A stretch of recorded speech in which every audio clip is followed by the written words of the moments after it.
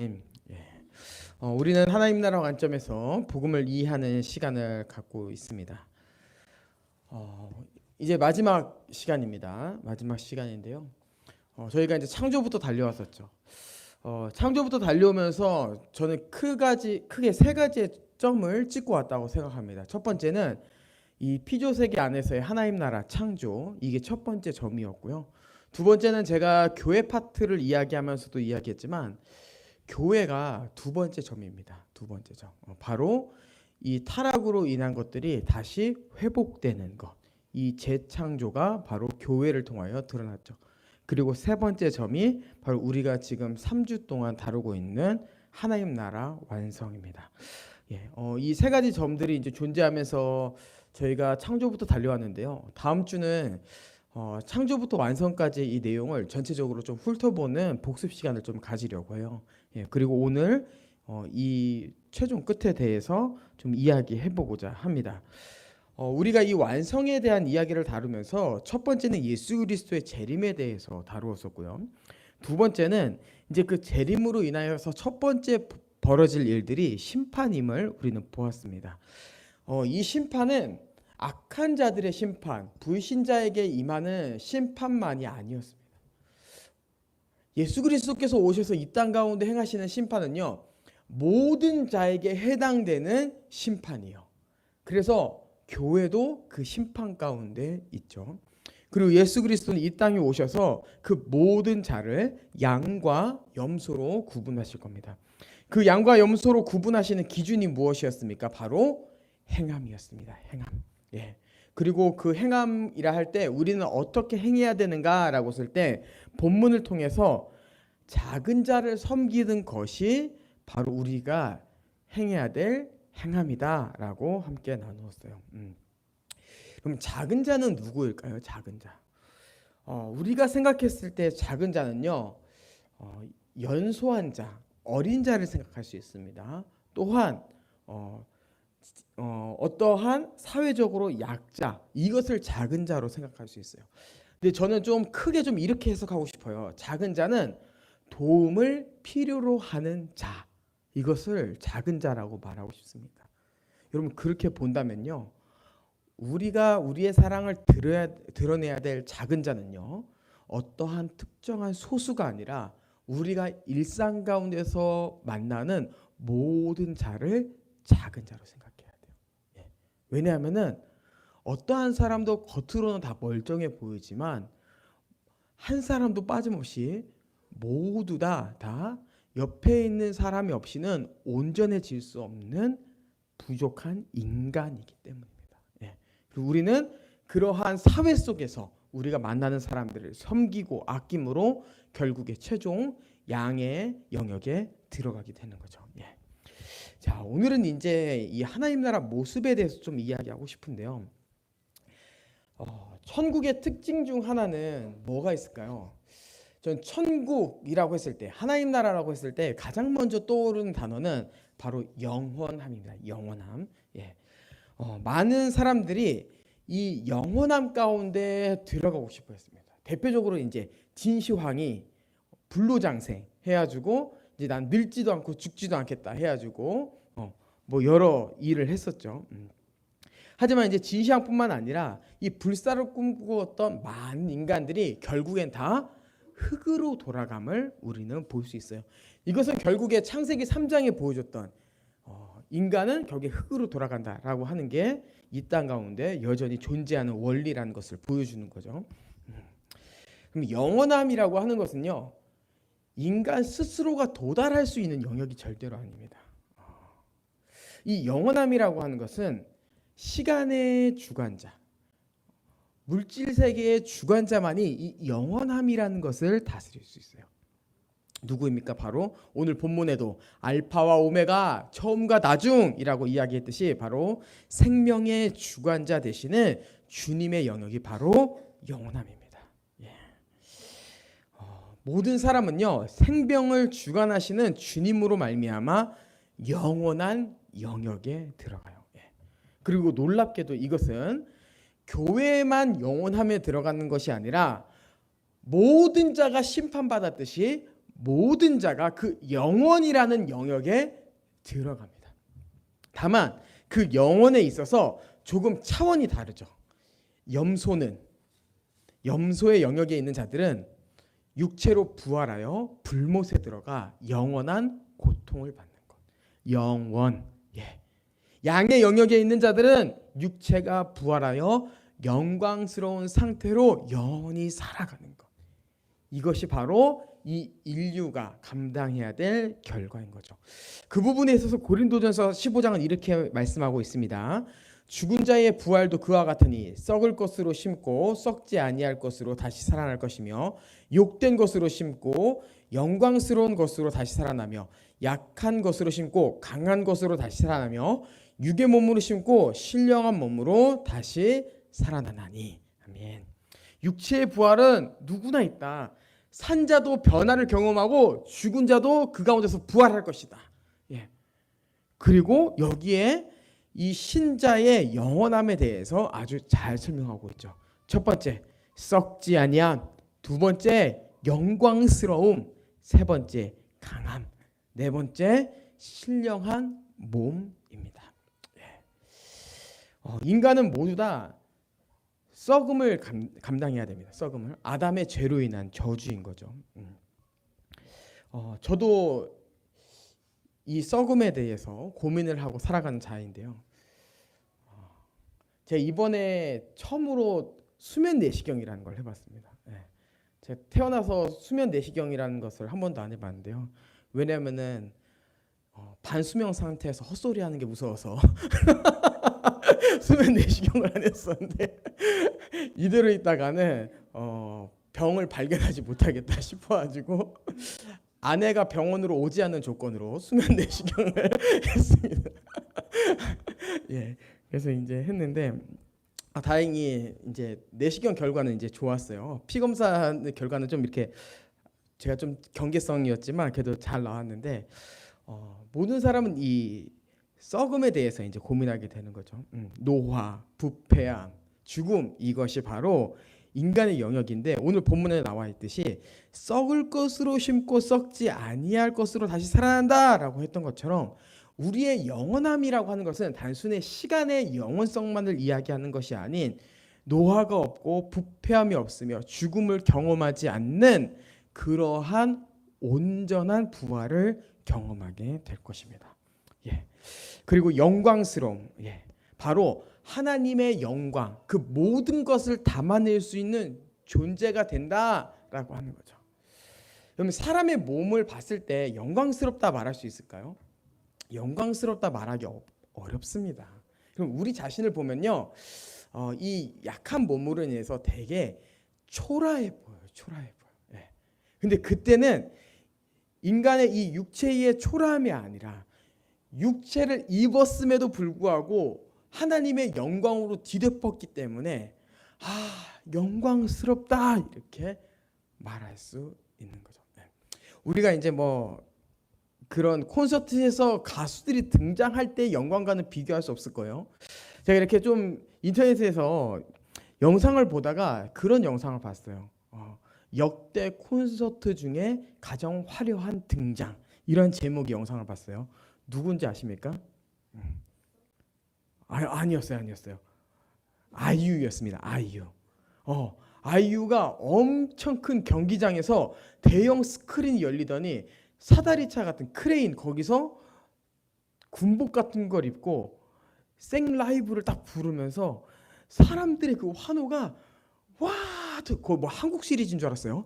와, 이렇게 터지는데 그걸 본 사람들은 와 이러겠죠. 와.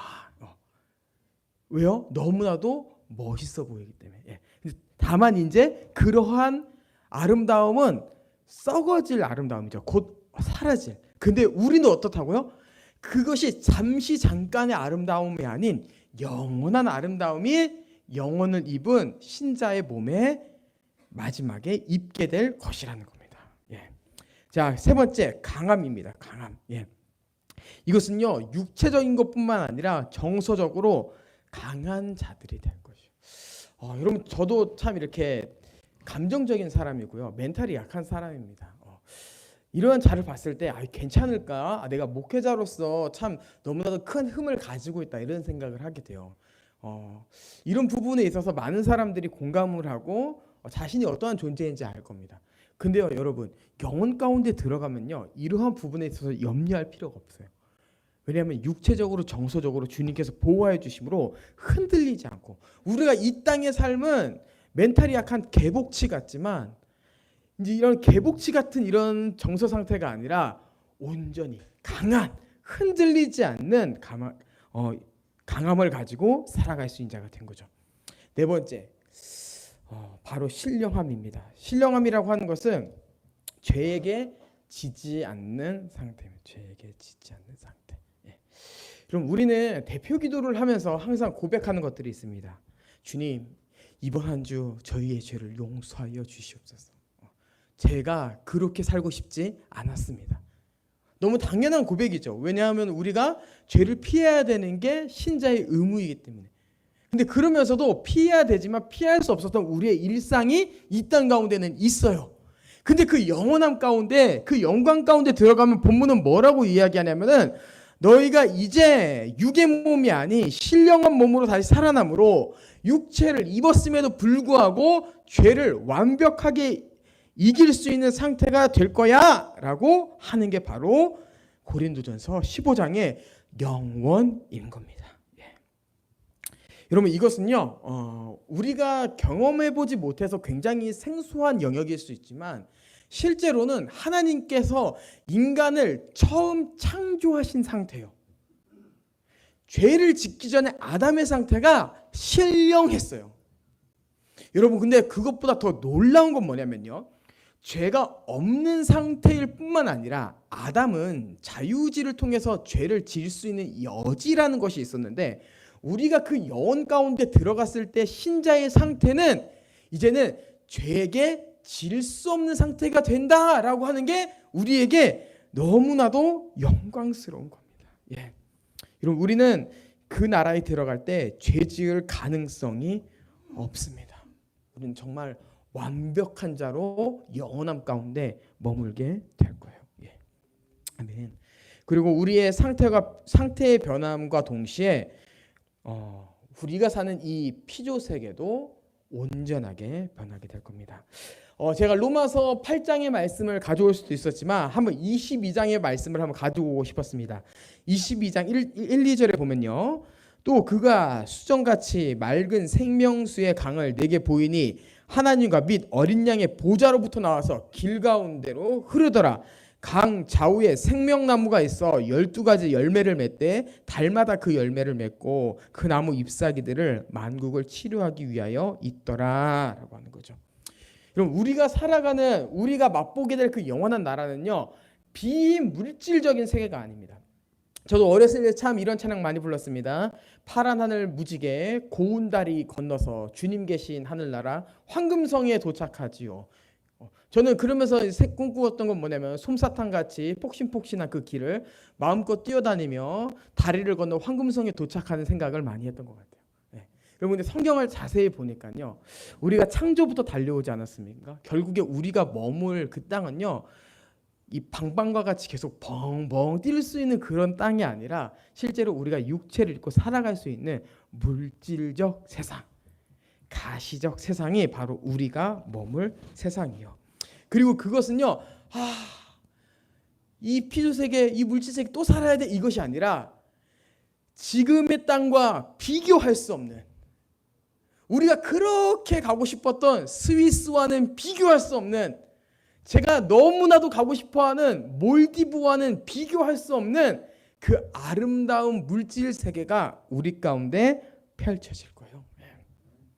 그리고 놀라운 것은 저는 이 본문을 믿는데요, 우리가 상처를 입었을 때 그 잎사귀를 가지고 우리의 상처를 감쌌을 때 그 나음을 얻을 거고, 그 물이 흘렀을 때 그 물이 단순히 맛이 없는 오염수가 아니라 그 물을 마셨을 때 우리의 이 육체가 살아나고, 이러한 것들이 모든 피조세계 가운데 있는 거죠. 왜? 주님께서 이 피조세계를 창조하신 이유는 인간이 이 땅 가운데서 완벽한 삶을 살 수 있도록 하기 위해 창조하신 거기 때문에.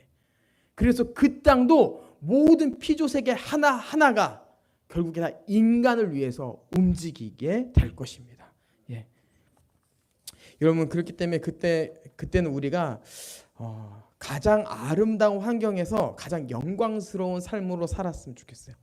이 땅에서 누리지 못했던 것을 마음껏 누렸으면 좋겠습니다. 옛 하늘과 옛 땅이 없어졌다고 했어요. 그리고 오늘 본문에 보면 바다가 있지 않다 이렇게 얘기했습니다. 그럼 바다 좋아하시는 분들 실망하실 필요 없습니다.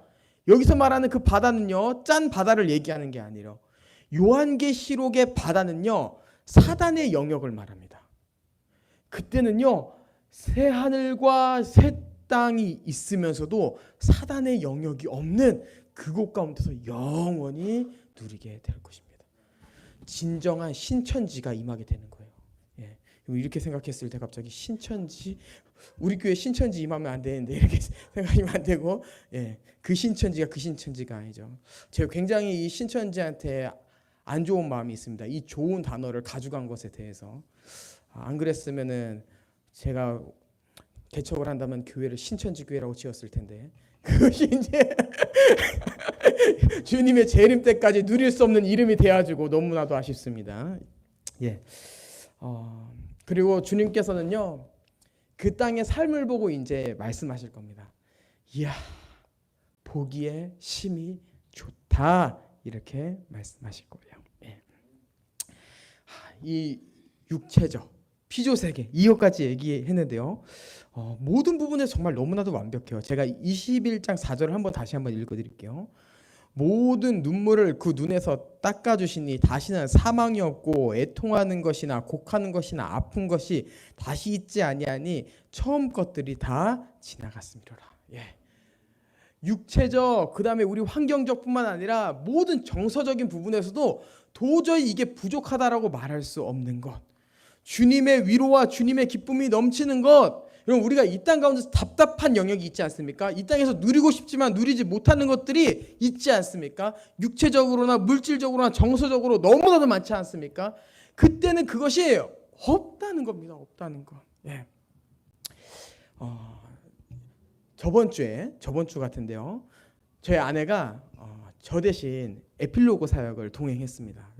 에필로그 사역에 동행해서 아내가 와서 이제 저한테 하는 말이 그 김하은 사모님 간증은 들을 때마다 눈물이 난대요. 알고 있음에도 눈물이 난다 이런 이야기를 해요. 저는요 이것이 이러한 하은 사모님의 삶이 하은 사모님의 삶뿐만 아니라 모든 인간의 삶을 잘 보여주는 영역이라고 생각합니다. 그럼 우리는요 우리의 삶을 나누면요 슬픔의 영역이 있고 애통의 영역이 있어요. 예. 그 부분에 있어서 여러분 주님께서 반드시 치료해 주심을 여러분 믿으셔야 돼요. 믿으셔야 돼요. 아멘. 예. 그리고 이제 우리가 이러한 부분에 있어서 가장 설레게 되는 부분은 바로 무엇이냐면은 이 모든 것 가운데서 주님의 통치가 중심을 잡고 있다는 겁니다. 예. 아멘. 여러분 여기서 아멘 하는 사람이 진짜 신자예요. 예. 우리는요 우리에게 있어서 가장 소망되는 것은 뭐냐면요 바로 주님의 통치가 우리 삶에 온전히 임하는 겁니다. 이게 우리에게 있어서 너무나 중요한 거예요. 우리가 찬양의 가사로도 많이 고백하는데요 나의 평생에 단 한 가지 소원 주의 아름다우신 보며 사랑 노래하는 것. 하나님의 형상을 따라 지음받은 이 인간이 하나님과 가장 가까이 교제를 할 수 있는 상태가 바로 그 영원한 나라에서의 상태라는 겁니다. 그리고 우리는요 하나님의 형상을 지음받은 존재로서 이 세상 가운데서 가장 아름다운 존재로 서 있게 될 거고 그 누구보다 하나님의 영광을 가장 잘 드러내는 존재로 있게 될 것입니다. 그리고 그 가운데서 누구보다도 즐거워하고 누구보다도 기뻐하는 자로 서 있게 되는 거죠. 예. 여러분 그렇기 때문에 우리가 더욱더 그 나라를 소망했으면 좋겠습니다. 예. 우리가 이 땅의 삶을 살면서 반드시 경험해야 되는 그 생각들이 있습니다. 뭐냐면은 힘들어, 지겨워.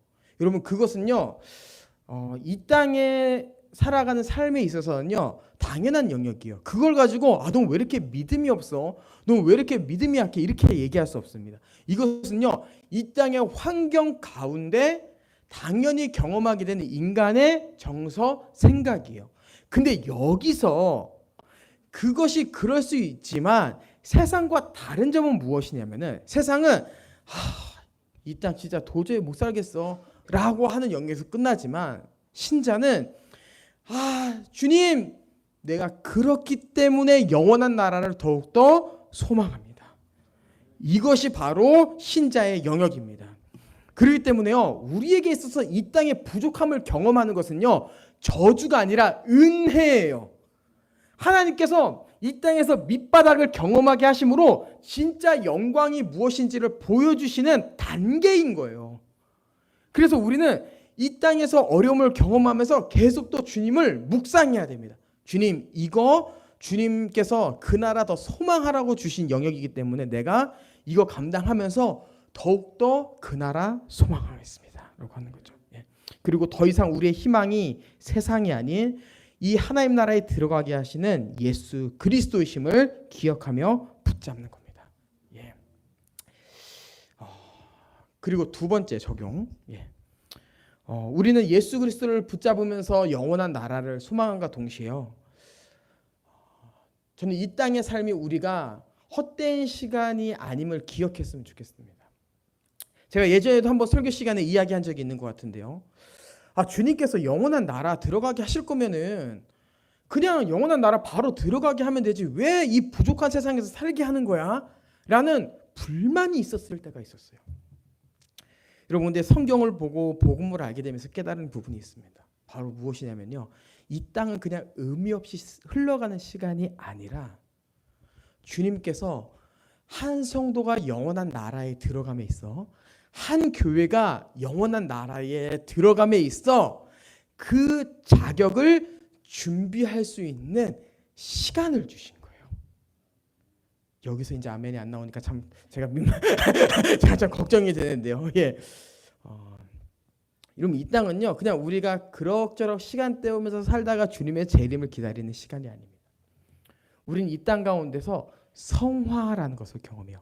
계속해서 그리스도를 닮아가는 삶을 살아가는 거죠. 그러면서 주님께서 우리 삶을 보시며 이야기하는 거예요.